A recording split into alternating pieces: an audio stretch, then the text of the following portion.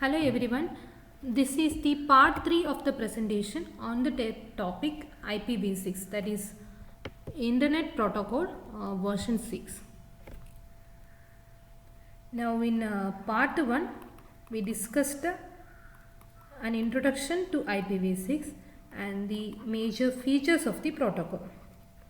And in part 2 we discussed the IPv6 header, particularly the IPv6 main header, and we saw that it is a 40-byte fixed header, right? Now following this 40-byte fixed header, we have options which are represented by extension headers. So how many options we want to represent, that many extension headers are there. And in future also you can add any number of options with the help of this extension header. And the detail of this extension header we are going to discuss in this session, that is part 3. Let's begin our discussion. So extension headers, as I already told you, like extension headers carry the optional internet layer information and are placed between the fixed header and the upper layer protocol header. That means you have this IPv6 packet, and within this packet this is your IPv6 main header. Following the main header we have the extension header, and finally it will end with the payload. Okay, and this payload will contain the upper layer protocol, typically say TCP or UDP. Okay, now between the main header and the payload or the upper layer protocol header, we have a number of extension headers. Okay, so these are all our extension headers. Now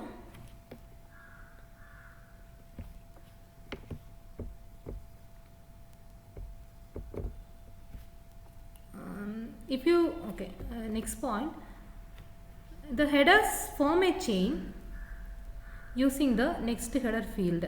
This is also we discussed. Just like if you are looking, this is, let it be the main header, and following main header we have extension header 1.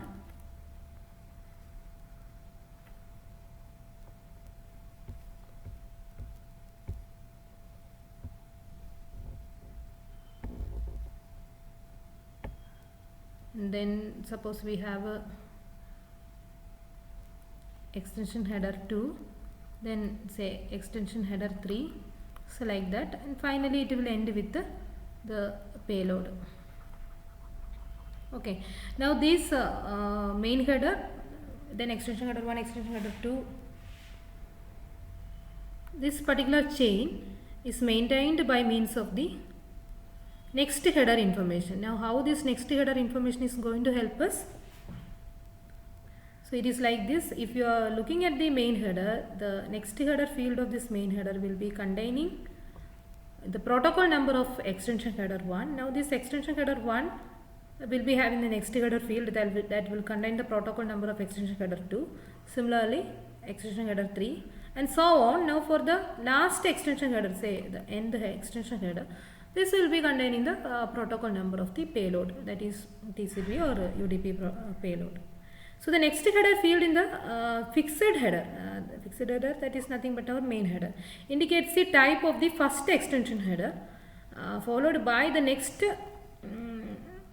subsequently, and at the end the next header field of the last extension header will be containing indicates the type of the upper layer protocol number of TCP or UDP, whatever it is.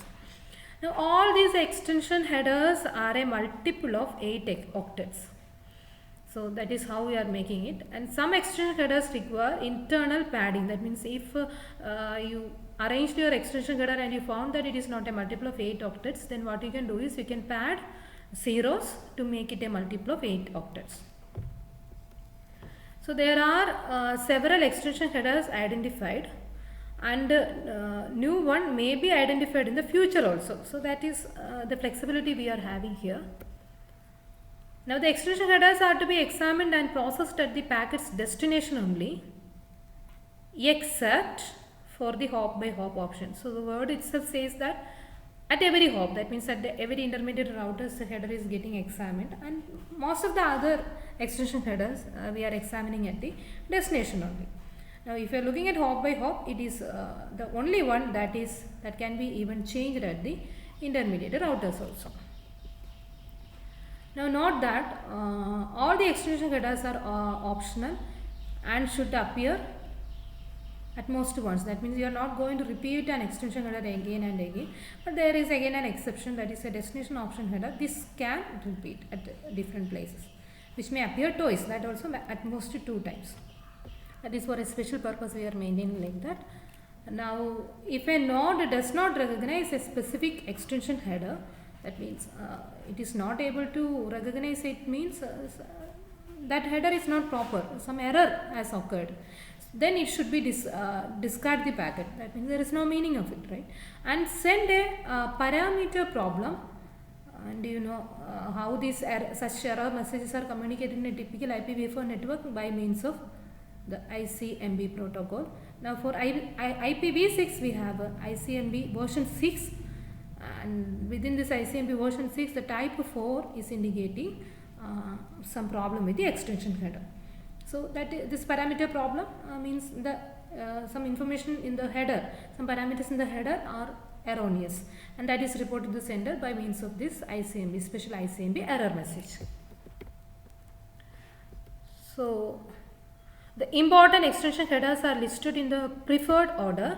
So that means here we are giving a order, but this is something we are using. This is a convention. There is not like we should follow it, but preferably it is better to follow this convention. Should be there. Should there be more than one extension header? If there are more than one extension header, this particular preferred order could be maintained. Accordingly, it is listed here. So the very first one is the hop by hop extension header, that is type 0. And the word itself says that hop by hop. That means the options that need to be examined by all hop or all devices on the path. Okay. It is examined at every hop or every router, intermediate router.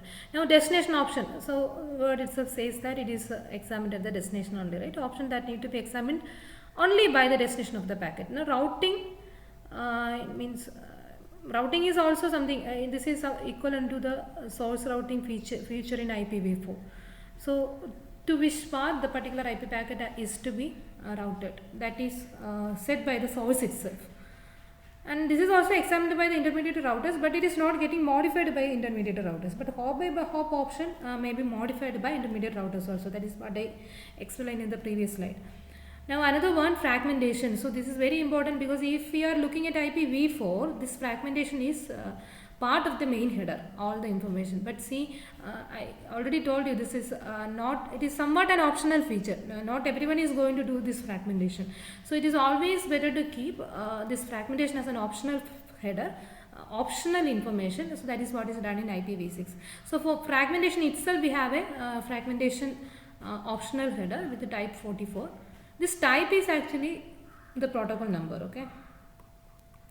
So we already know like ICMP, what is the protocol number, TCP, and some of the unassigned protocol numbers are given for the extension headers also. So this is what is stored in the next header field, okay, to make that chain. So it contains the parameters for fragmentation of the datagram. We will see how it is working. Now another one is a authentication header, and I told you these two are together providing security in a typical IPv6 network. So authentication header type 51, it contains information used to verify the authenticity of the most parts of the IP packet, from which source it is getting originated, what about the authentication of the sender. Then encapsulating security payload, ESP header. So this carries the encrypted data, that is for providing, encryption is for providing confidentiality, right? As well as confidentiality mainly. Some third party should not be able to understand this information. So we are simply doing that encryption. We will be converting that into a different format, and at the receiver side we will do the opposite process to retrieve the data back. So this is special features that is added in IPv6, and these two are together provided by the separate protocol suite called IPsec. Okay, now this is actually available in IPv4 also. That means within IPv4 we don't have any facility for security, but you can add this IPsec additional to IPv4 to provide the security in IPv4 also. But if you are looking at IPv6, the extension header itself is providing that feature, or it is having an inbuilt mechanism for providing security. Now we are going to see each field in detail, starting with the very first one, that is hop by hop option header. The hop by hop option and the destination option both are having almost a similar structure, that is why I am discussing both of them at this point. So the hop by hop option extension header may be examined and altered by all hops, that means all the intermediate routers of the packet, including the sending and the receiving nodes.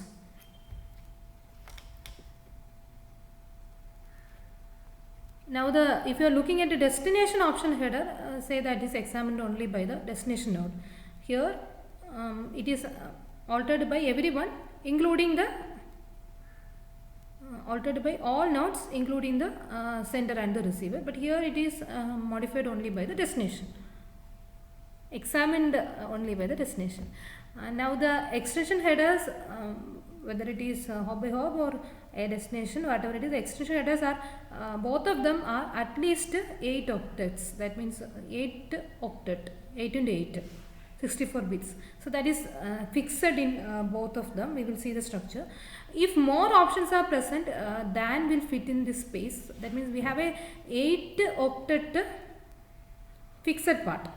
If you are able to represent all information within this 8 octet, then it is fine. But if you are not able to fit everything into this 8 octet field, then further information can be provided in a block of 8 octets that are added to the header repeatedly, containing option and padding until all the option information, that means with this hop by hop and destination option field, what information you want to represent. Try to represent it within this octet, 8 octet. If not possible, you can add it as additional blocks. But every block should be of size 8 octets. Okay. So at any time you are allowed to add 8 octet together only. You can't add say 1 octet or 1 byte or 2 byte. 8 octet together you have to add. But if your information is less than this 8 octet, then you can pad it with 0. Okay. And you can make it a multiple of 8 octet, and the enter information can be represented like that. So this is how the structure is looking. So here it is giving the bit position like 0 to 7 bit, that is the first byte or the first octet, octet 1. Now the next octet, the third octet, and fourth octet. Okay, so the first row itself we have 4 bytes or 4 octet, followed by the next row which is another 4 octet. So together these make the 8 octet fixed part. Following this 8 octet fixed part, if we want additional, if you want to add additional information, it could be added as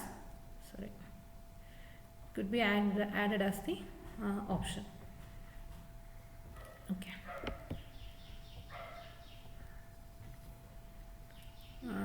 So what is the first octet? First octet is given for storing the next header information that we know, the protocol number of the header, which can be the extension header or the actual payload following the current one. Now the length of this particular extension header, header extension length. Okay, why we have to store the header length? Because this header is not of fixed size. Okay. Here we have 8 byte fixed part following some variable portions, right? So that is why you have to mention the header extension length. It is totally it is a variable size. So what is the total size? And that is to be mentioned here as a multiple of 8 octet, because 8 octet like that you are adding. That is our restriction. If it is not fitting in 8 octet, you will be doing padding. So as a multiple of 8 octet, how many what is the size of this particular extension header, that is to be represented here. Then padding, that option and padding, that means if the option is not fitting within this octet, you can pad it with the 0 again, like that. Okay. So about the field, the next header field specifies the type of the next header or the protocol number. Header extension length, the length of this header in 8 octet unit. That means if I am representing 2 here, what does it mean? If I am representing say 0, 1, 0, that means 2 here. What does it mean? The total header size is 2 into 8 octet, that is 8 into 8, this many bits. Okay, hope it is clear. That is 128 bits. If the total extension header length is 128 bits, I will be storing a value of 2, because the entire thing you have to group in group of 8 octets. Every block is of size 8 octet, and how many such blocks are there, that number you are going to represent here. Option, it contains one or more option, and optional padding fields to align option and to make the total length a multiple of 8 octet, you have to do padding. Okay, but for the time being, hop by hop, about the information that is stored as a option, this is there as a feature, but most of the fields are not defined actually. Only information I can tell you is about jumbo packet that we already discussed. That means if an IP packet is of size greater than 65,535 byte, it can be represented, its size can be represented in this hop by hop option field, and such bigger packets are what we call as a jumbo packet. Okay, so that is on option, and in future if more options are coming, that can be represented here, and some are also there. If you want, you can see the documentation for more details. Now the next one is the routing extension header, and see this is nothing but the source routing information. We know in IPv4 how we are doing source routing with the help of that option field. That means the source itself is deciding through which path my packets has to be transmitted. So no need to route the packet by the intermediate routers. Instead, that routing is decided by the source. So in this situation, what we can mention all the addresses of intermediate routers in this extension header. So by looking at an IP packet, if source routing extension header is there, the intermediate routers are not going to route your packet. Instead, it will simply follow the route the sender is mentioning. Okay, so this is how it is looking. As we discussed before, there is the next header field followed by the length of this particular extension header, because here also we don't know how many addresses we are going to represent. But if you are looking at IPv4, we have a limitation, like the number of source routing information that we can represent is limited there. But here it is not like that. You can add any number of addresses.